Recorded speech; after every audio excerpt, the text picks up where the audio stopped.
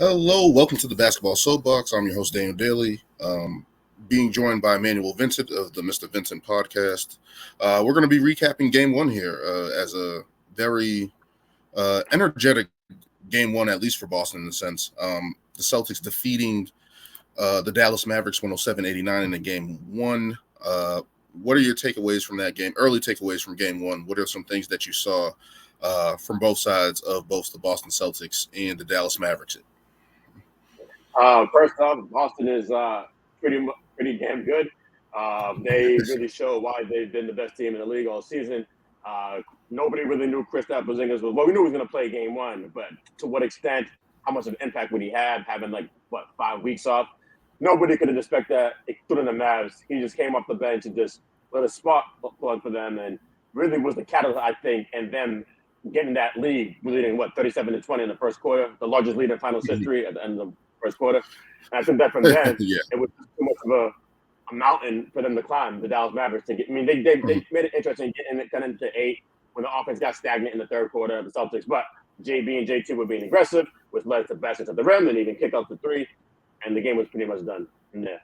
So I'm looking at it like, damn, Boston is really, really good. Well, 7 guys hit 3-pointers, I think. I don't know, 7 guys hit multiple 3-pointers, the finals record as well, too. So it's going to be tough to beat them in 7-game series.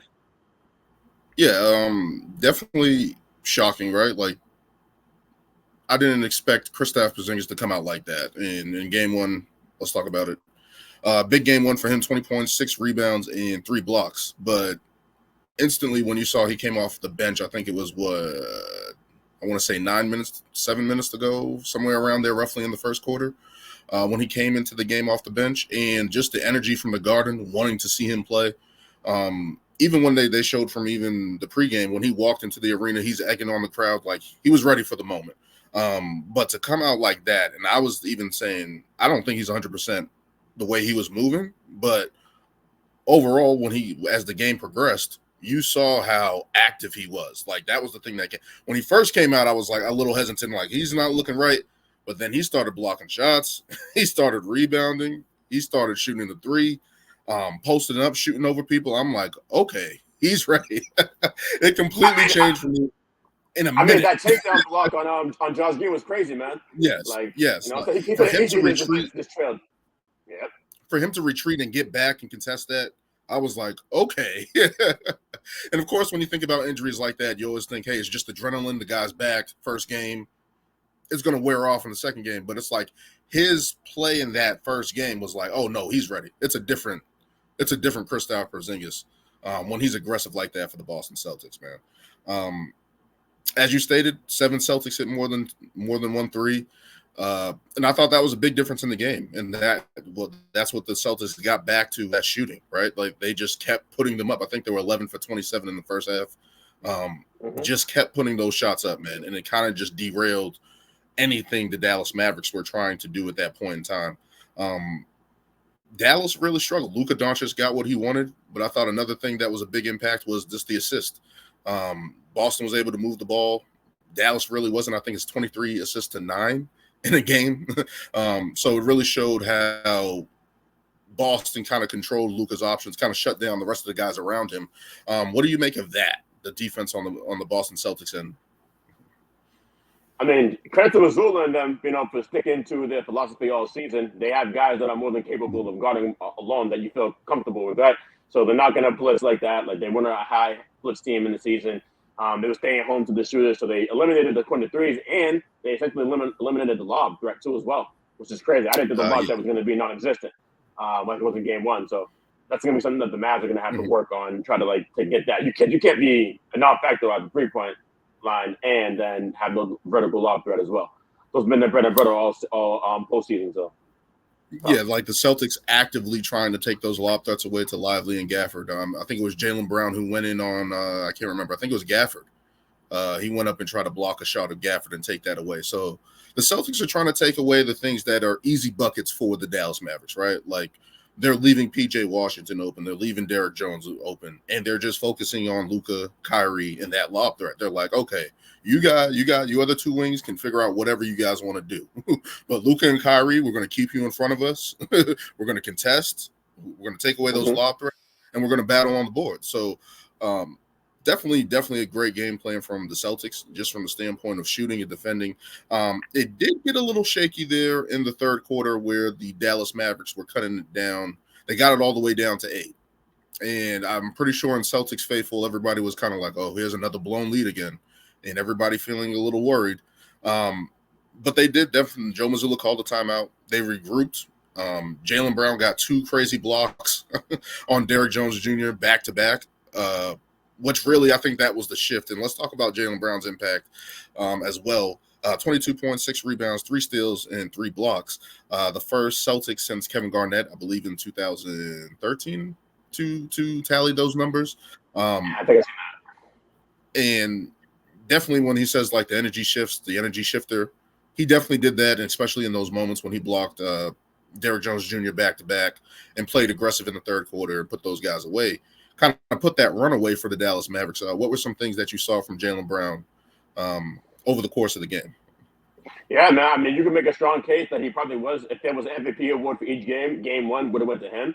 I think that he really did a good job setting the tone, like calling Luka 94 feet, picking his pockets twice, making that block from the weak side on Derrick Jones Jr., and then hitting big shots too as well, coming down the lane, dunking it on Gafford. So he was just all over the place. He was hyped. I feel like he's somebody who's like showing like he's here again. He's not trying to let this moment slip away again. I think he made a big statement in game 1. So I'm interested to see how he's going to follow it up in game 2. Yeah, for sure. He just plays with a different energy. Like I always compare him and Jason Tatum to Fire and Ice or Ryu and Ken. One's more calm and laid back. One more is ferocious and serious. We saw that big jam when he crossed up Luka and went down and dunked on the Dallas Mavericks front line.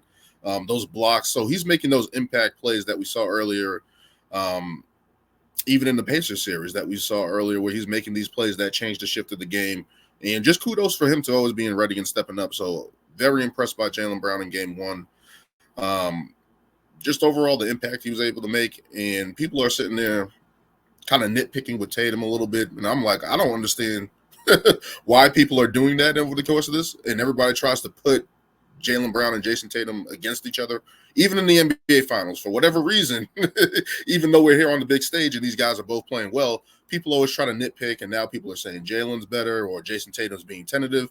And I'm like, they're working well together. You know, Jason Tatum's drawing multiple guys, not forcing his shots, finding his teammate. I think I showed a picture in the group, or they've been talking about it, where he had 4 guys around him, and then he just skips past to Derek White to knock down a corner 3 in the first quarter.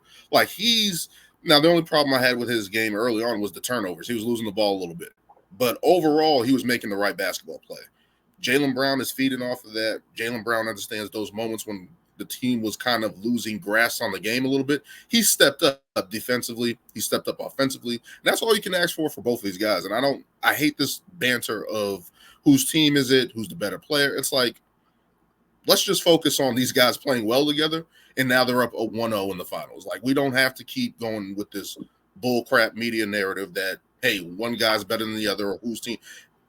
It's not like that. So we got to end that. We got to stop that. The Boston Celtics are up 1-0.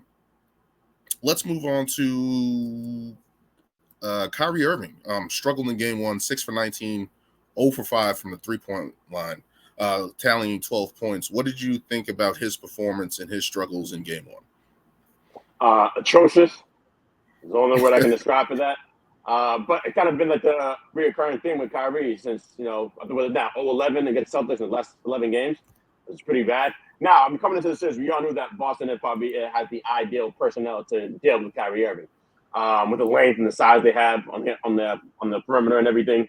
But damn, you gotta be better than this to win this. If you want a chance to really beat this Boston team, because I think Luka, what you're gonna get from Luka night in, night out. I think Kyrie. 30 points, 10 rebounds for Luka. Mm-hmm. Yeah, I think Luka too is the first player to debut with those stats in the finals since 2009. So I think he did his part. Kyrie got to come out and help and show out, and I think that will even open up the shooters as well if he's being effective.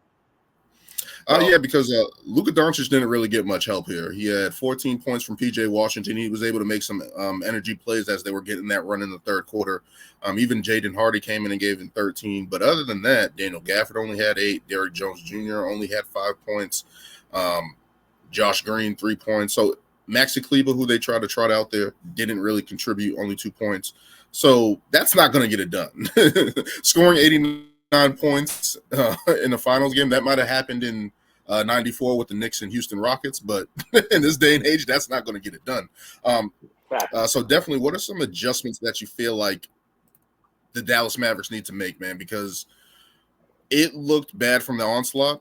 They had no answers for Kristaps Porzingis when he started raining those threes from 29 feet away from the hoop, stretching that defense. They had no answers for Drew Holiday on Kyrie Irving. I feel like that was something that was big and huge that they didn't have an adjustment for. There was no answer for at that moment. But what do you think about what adjustments the Dallas Mavericks can make in game 2, man? Because again, 89 points is not going to get it done. 1 assist from Luka Doncic is not going to get it done. And it's only game 1, right? Like, so I don't want to make it seem like it's all doom and gloom for the Dallas Mavericks. We did see in the third quarter, maybe if they weren't down 29 at a point in the game, that run would have been a little bit more impactful and significant. But again, what are some adjustments that you think they can make in game 2? I mean, yeah, I think that run would be more impactful. I think on SVP, Sports Center with SVP, they had backstage cameras in the Mavs locker room. JT was saying, hey, we won the third quarter. We won the fourth quarter. We got something to work on going into game 2. I had to look at the box score because it didn't feel like I'm like, oh, they really did win the third and fourth quarter. But I mean, the first half was just the game was already essentially done. I'm gonna guess that if they're gonna guard Luka like that, where take away the shooter, I think he should be way more aggressive when he gets the ball. We're gonna look to score, and then I think the natural instinct is gonna be in that situation then to help off if he's getting buckets or whatever to help, and then that will lead to dribble penetration and everything. And set up some shooters. Kyrie, probably get him going, get him some action early, get his confidence going. Because I think, like I said, I think they're going to need him. I'm more confident in Luka than I am Kyrie. I know what I'm going to get Kyrie going. I'm even thinking of starting. I don't think this is a good series for Daniel Gafford. I like Lively more in this series because I thought he's more agile out there in the perimeter and everything. But he didn't pick up all the fouls. He had like a fifth foul like late in the third quarter. So you're going to need him in a close game. So I guess start Lively. And limited Gafford's minutes. Probably bring in Tim Hardaway because he can get hot anytime. You know what I'm saying? Give him more minutes this series as well. That's what I'm looking at right now. So some adjustments they can make. Adjustments, as you said, Kyrie and Luka play more aggressive. I always think about what Charles Barkley said when he talks about the finals that he had in '93. He was like, I had to come out and be aggressive because your role players are going to play better at home, but on the road, you got to lead by example. Get those guys acclimated, get those guys comfortable. And I think Luka and Kyrie got to play faster. If you allow this Boston Celtics defense to set up, they're able to switch, they're able to contest, they have multiple guys that they can throw at you. Try to catch these guys off guard as much as you can. Try to get into your sets faster and try to get to the basket. Those two guys have to be aggressive, take the pressure off the other guys like Derrick Jones Jr., and PJ Washington. Maybe that boosts their confidence, get them some easy shots early on as well. But I think they just got to play faster, play with a little bit more aggressiveness. You can't let the Boston Celtics defense set up because once they do that, they know where everybody is. They know where you're going. They're confident that they can at least live with what Luka Doncic is doing right now. Like, hey, we're going to put somebody on him and live with the results. He got a couple easy ones there in the third quarter, getting to the basket and stuff like that. So you can look towards those positives, right? He was able to find some type of offensive momentum in that third quarter. Overall, you got to try to get those guys easier shots and be aggressive. Go down, get downhill, as they always say about Jaylen Brown and Jason Tatum. Get downhill, get to the paint, create those easy – because they're going to double you. They're going to try to take away those shots. The Celtics defense was swarming. I think there was a layup Kyrie went up for, and there was 3 Boston Celtics defenders with their hands out blocking his shot. So you definitely got to take away those things. And as you said again, I said this in the group, and I was like, play Tim Hardaway Jr. He's known as a shooter. Try to see if he can give some spark to your offense, right? Because Dallas is not known as a shooting team. They're known as an ISO team with Luka and Kyrie and their creation. But overall, they need some shooting. And Maxi Kleber can possibly provide that. Look for him as well. Look for Tim Hardaway Jr. as well in those situations and try to get those guys going. Because if they are able to knock down shots, that can be the difference in the game. The Celtics, no, as the Dallas Mavericks, again, as you said, Gafford and Lively, I would try to look to play Lively a little bit more, Maxi Kleba on that front line, because they're a little bit more versatile in this defensive matchup, I think. And especially with Gafford picking up 5 fouls. That was crazy because it was like I didn't even notice it. It was like, wait a minute. I'm like, he has 5 fouls. It was that quick. It was like it was. I guess you can say it was his best Karl Anthony Towns impression, but it was just wild. I didn't know he had 5 fouls. So for the Celtics to do that and put those guys in foul trouble, which was a good sign for the Boston Celtics. But Dallas, yeah, you got to play faster. You can't be tentative in this NBA Finals. The Celtics came out, knew exactly what they wanted to do, and it seemed at times Dallas was kind of trying to problem solve and try to figure it out, and they didn't really have an adjustment for it, and it kind of cost them game one when they were trying to make a run. I mean, if you're a Mavs fan, you could look at it. Hey, we lost game 1 against the Clippers, got blown out without Kawhi. Lost game 1 against OKC in similar fashion because they was on fire from 3 in that game too as well. Now this Boston team, I think it's like OKC, but way more turned up. So you know, take a swap from that. But a more polished veteran OKC team. That's what the Boston Celtics are. Exactly. A little bit more dynamic offensively, but the makeup is the same. Of course, with that being said, can the Celtics keep up the same energy in game 2? People have been notorious for the Celtics dropping game 2, drop game 2 against Cleveland and Miami. Can the Celtics keep up that same energy and be ready for any adjustments that the Dallas Mavericks make, man? Because one thing Dallas has to do is play more aggressive, and I think they're going to play better. They're not going to try to be down 29 in the first quarter. But the Celtics do have people have said the Celtics do have a history of blowing game 2s or giving people one. Do you think that's going to be the case here? Can the Celtics keep that same energy? Keep the same energy? Absolutely they can. Same production? Kind of hard to believe. I'm talking more about the 3-point line. I can't expect them to shoot that like that again in consecutive games. So I think they're going to cool off the 3, but you'll probably see a more aggressive Tatum. I think Tatum will be a better performer. Get more buckets, be more active on defense and everything. And so I think you can duplicate that.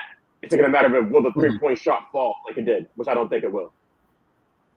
Yeah. So, I mean, is that something that Dallas can lean on? Try to make it so, hey, let's try to do what they're doing to Luka, guard Tatum one-on-one, get him out of his creation bag, because that seemed to be working where he's finding his teammates, other guys are building confidence. Can they zero in on Tatum like that? Who would you put on Tatum to zero in and basically be like, yo, we're not going to try to triple team you when you go to the basket. We're not going to try to double team you or show help. Is that something that they can play into their hands where it's like, we're going to take away your creation for everybody else and make sure that you're the zoned in one-on-one, that you're trying to find your shot overall, getting your team involved? Is that something that Dallas can play on to? I mean, the best defender I think that happened was Derrick Jones Jr. I would say, just because of his length. Tatum is more physical, has more muscle on him, so he can probably bully him and get to his spots. But with the length, I think ideally you want to put Derrick Jones Jr. on Tatum and then have Washington on Jaylen Brown. So it's a tough task, and they got to do a better job of keeping them out the paint, because those get into the paint, especially in the third quarter, which they really stopped that run from. Like, I'm just thinking, is that something that they can do? I know Boston has multiple creators in Jaylen Brown, Derek White, Drew Holiday that can create on the offensive end, but I think that's the biggest thing, because that leads, when they're sitting there doubling and tripling Tatum, it leads to open shots. Like, we've seen the picture where multiple guys, they had Jaylen Brown, Holiday, Porzingis, White open on the perimeter. I don't know if you want to do that with the Boston Celtics. So is there something that I just feel like that's something that maybe Dallas can also look at? Maybe he's just zeroing in on Tatum and being like, yo, we're going to guard you one-on-one. We're not going to leave the shooters. If you get hot, we just got to live with it. But at least we're playing basket for basket with Luka on the other end. Maybe that's what you can make it, like a duel or something. But I think that's definitely awesome. Like you said, they had so much options on. Everybody's a threat. They had 5 guys on the field. But it's tough, but it's like, you got to cut off something. You got to cut off something, man. Like, he's getting to the basket. It's like, but you're leaving guys open. It's like, those threes are really the separator for Boston all season, right? Like, best 3-point shooting team in the league. And you're giving them open shots. I think they were 8 for 21 on open shots or something like that from 3.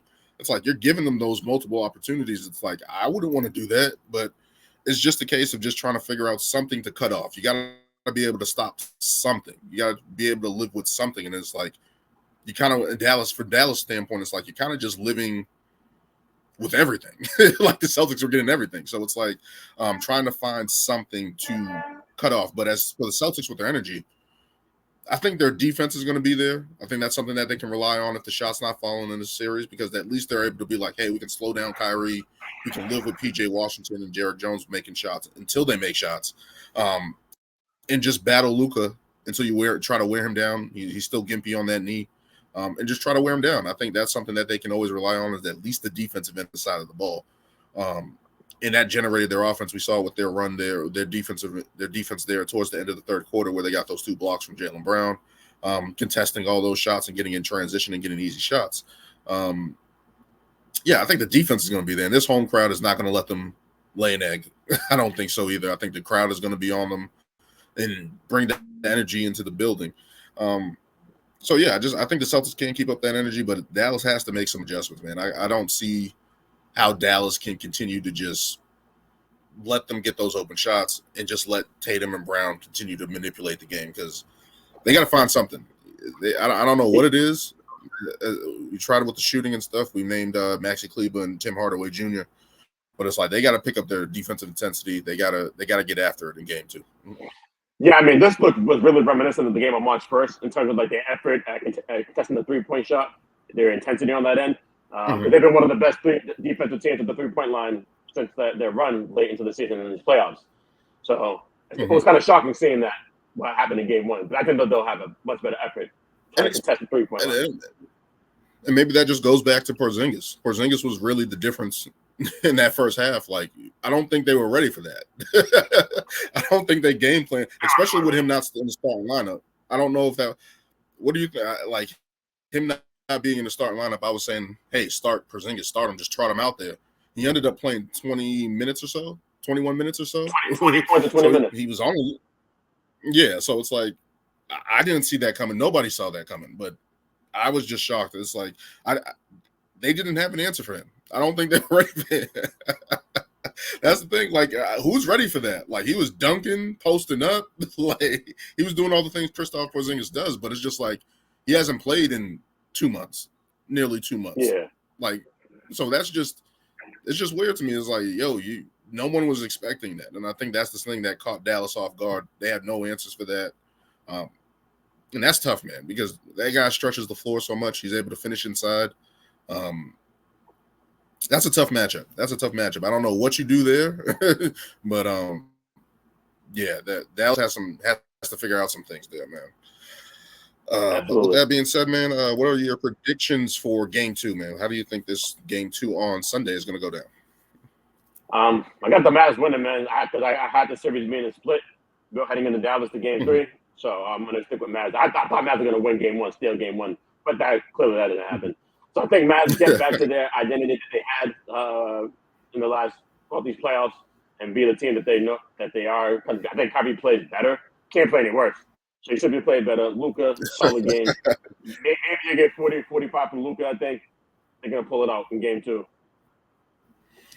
I'm going to go with the Celtics, man. I think it's going to be more competitive. I think Dallas is going to be in this game more than being down 29 in the first quarter. I just think the Celtics are going to rely on their defense. I think they have the energy of the building. I think they understand the moment, and Dallas hasn't been able to figure out their offense so far, and I think that shooting will continue. I don't see the Celtics going away from that game plan, especially if now Tatum's getting downhill. Eventually, you're going to have to start doubling. Eventually, you're going to have to start trying to take away some of those threes, but it's just like the mismatches that they can create. We saw Kristaps Porzingis on Luka at one point. We saw Kristaps Porzingis on I forgot who it was. Was it Josh Green, where it looked like he kneed him in the nuts and just shot right over him? Yeah. Yeah, like it was just like, wait a minute. And I'm not usually. Of course, I always want Kristaps Porzingis to catch the ball lower, but it's like that's where he's comfortable in that high post situation where he can just shoot over you and eventually get to the basket if he's able to get that dribble around you. But I just think there's just too many answers the Boston Celtics have to continue to at least continue this up, especially on the defensive end. Holiday, I thought he did a good job on Kyrie Irving. I thought that was a good thing that the Celtics did. Swarming Luka when he got to the basket. And maybe Derrick Jones Jr., maybe PJ Washington hit a couple more threes, but it's like, can they match you? Can they match your depth in that situation where Hauser actually hit a couple shots when he hasn't hit all postseason? Pritchard hit some shots. Horford hit some shots.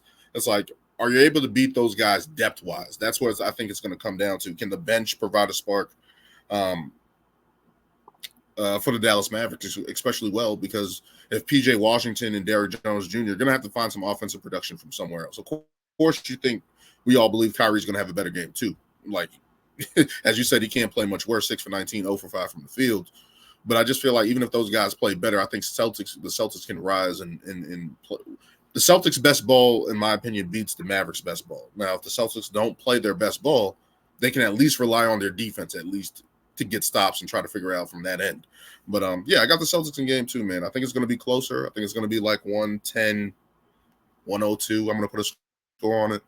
I got the Celtics in game 2, man. I think the Celtics are going to go up 2-0 and head to Dallas, man. Head to Dallas up 2-0 and go from there. And the Dallas Mavericks are really going to have to try to find out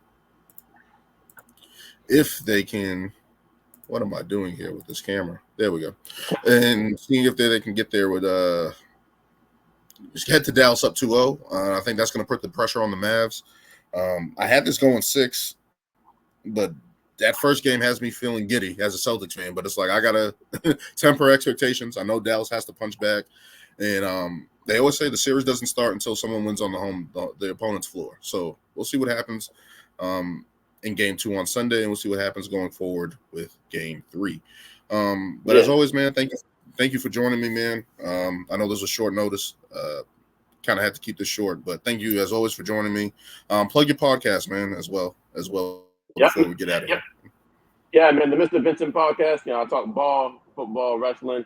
I'll probably have my episode I got to put on YouTube. I just did Friday, recapping game 1. I'll put that off probably in the next half an hour. So be on the lookout for that. Yeah, sweet, man. I will check that out, and I'll put the link in the bio below, as always. But as always, thank you for joining me, man. And until next time, man, we'll see what happens with this NBA Finals. Get possibly a game 2 recap. If you want me on your podcast, as always, welcome to that. My podcast, whatever the case may be. But until next time, man, thank you. All right, man. Take care, brother. All right.